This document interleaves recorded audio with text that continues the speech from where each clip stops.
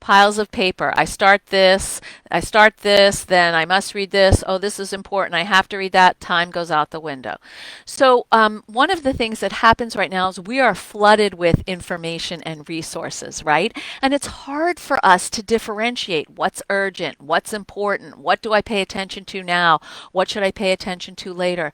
So, what I want to encourage you to do is to try to take your piles and, if you can, put them in categories. Today, tomorrow, maybe never, right? That's one set of categories. Another could be by theme, right? Things related to COVID, things related to parenting, things related to improving my relationship with my kids, or nurturing my friendships. And these are not necessarily work topics, but if you can separate your piles and then give yourself a limit. I will read one thing. I don't care how interesting the next thing looks. I'm only going to read this one thing per day. This is the hardest thing for a lot of people with ADHD to do, and yet it's the most important.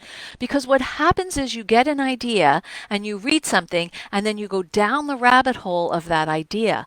The problem is you're down the rabbit hole, and then 3 hours later you come up for air.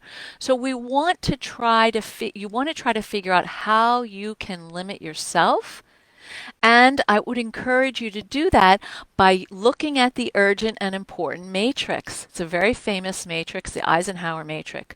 So urgency is about time, and importance is about value. So try to figure out which of those piles is urgent and why, and which is important. Divide things into that four square: urgent and important, urgent, not important, important, not urgent, and not important. That would mean you probably would never get to it, but put it there anyway.